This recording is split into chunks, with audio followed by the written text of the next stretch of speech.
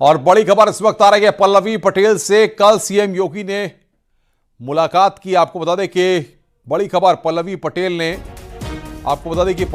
से कल सीएम योगी ने मुलाकात की है। सिराथू से एसपी की विधायक है पल्लवी पटेल ने केशव प्रसाद मौर्य को हराया था। तो बड़ी खबर यहां पर हम आपको बता रहे हैं। संकेत मिश्रा इस वक्त बातचीत करने के लिए हमारे साथ जुड़ रहे हैं। संकेत, इस मुलाकात के क्या मायने निकाले जाएं और कब यह मुलाकात कल हुई थी? बिल्कुल जाहिर सी बात है, पल्लवी पटेल जो कि सिराथू से विधायक है, डिप्टी सीएम केशव प्रसाद मौर्य को उन्होंने चुनाव हराया था विधानसभा 2022 में।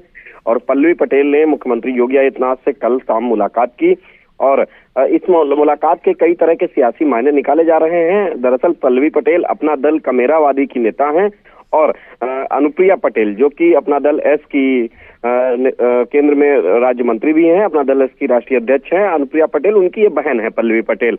हालांकि दोनों के दल अलग हैं, तो ऐसे में मुख्यमंत्री योगी आदित्यनाथ से पल्लवी पटेल की मुलाकात कई तरह के सियासी चर्चाओं को मजबूती दे रहे हैं। हालांकि पल्लवी पटेल की तरफ से इसमें सफाई भी आई कि पल्लवी पटेल ने कहा कि ये जो मुलाकात है ये महज क्षेत्र के विकास को लेकर ही ये मुलाकात हुई थी मुख्यमंत्री योगी आदित्यनाथ से। बिल्कुल संकेत, बहुत बहुत शुक्रिया आपका हमारे साथ जुड़ने के लिए और बातचीत करने के लिए। संकेत मिश्रा हमारे संवाददाता इस वक्त की बड़ी खबर पर हमें अपडेट दे रहे थे।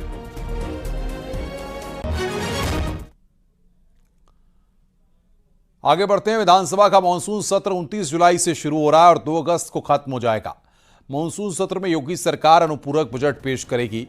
यूपी सरकार 2024-2025 का पहला अनुपूरक बजट लाएगी। वित्त विभाग अनुपूरक बजट लाने की तैयारी में जुटा हुआ है।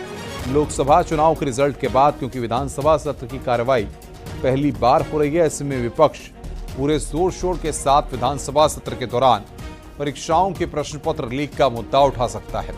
इसके अलावा लॉ एंड ऑर्डर और बाढ़ के हालात का भी मुद्दा उठा सकता है।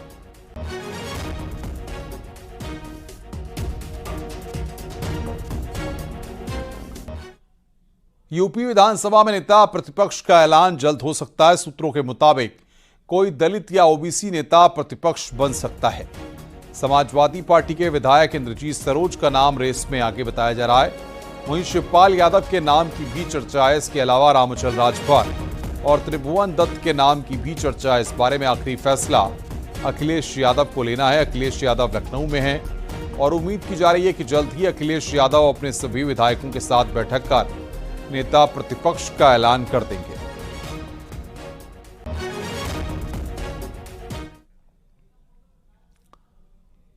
गोंडा पहुंचे शिवपाल यादव ने बीजेपी पर जमकर हमला बोला। भर्ती परीक्षा और आउटसोर्सिंग से हुई भर्तियों को लेकर शिवपाल यादव ने सरकार पर गंभीर आरोप लगाए। शिवपाल यादव ने आतंकवाद और विदेश नीति को लेकर भी हमला बोला है। चाहे तहसील हो, थाने हो, थानों से साथ साथ किसी कार्यालय में खुलेआम रिश्वत ली जा रही है और रिश्वत तो इतनी बढ़ी है 100 गुनी रिश्वत बढ़ी है सरकार में। तो आज इस तरीके से सरकार बात करती है भ्रष्टाचार मिटाने की। आज बलिया में एडीजी, डीआईजी, एसएसपी को छापा मारना पड़ा, पुलिस कर्मियों को पकड़ना पड़ा, उनके कमरे से काफी पैसे और सामान बरामद हुए। किस तरीके से भ्रष्टाचार को लेकर सरकार कार्रवाई कर रही है? देखिए, नीचे से लेकर के ऊपर तक भ्रष्टाचार फैला है सरकार में। तो अब भ्रष्टाचार जब ऊपर से नीचे तक फैला है तो पूरी तरह से ये सरकार बजट को लेकर एसपी सांसद डिंपल यादव का भी बयान सामने आया है। डिंपल ने कहा है कि बजट और राजनीति अलग अलग तो है ही नहीं, सब एक दूसरे से जुड़े हुए हैं। अगर राजनीति नहीं होती तो बिहार और आंध्र प्रदेश को अलग अलग पैकेज क्यों मिलता? उत्तर प्रदेश ने लगातार बीजेपी को इतनी सारी सीटें मिली हैं। उत्तर प्रदेश को भी केंद्र सरकार से विशेष पैकेज मिलना चाहिए था, लेकिन ऐसा नहीं हुआ।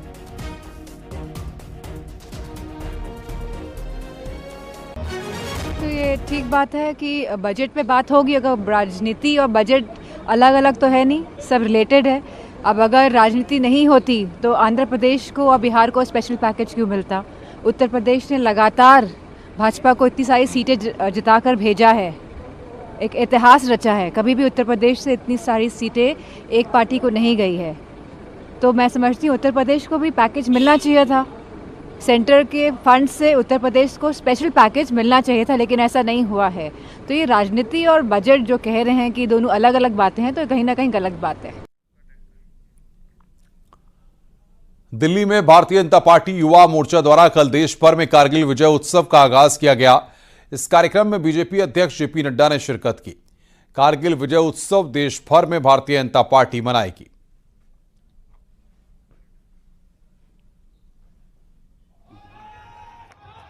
क्यों? इसलिए कि वह किसी परिवार का शहीद नहीं है, वो सारे देश के शहीद है के लिए शहीद हुआ है और उसकी शहादत व्यर्थ नहीं जाएगी, इस बात की चिंता की। यहां दोस्तों मैं एक बात और बताना चाहता हूं, थोड़ा सा जिक्र हमारे तेजस्वी भाई ने किया है, लेकिन मैं आपको बताना चाहता हूं, यही फौज थी जब यूपीए के जमाने में, जब कांग्रेस के जमाने में यहां के डिफेंस मिनिस्टर से पूछा गया कि आप डिफेंस की रोड को बॉर्डर पर क्यों नहीं बनाते हो। रुक रहे हैं यहां पर ब्रेक के लिए। खबरों का सिलसिला लगातार जारी है।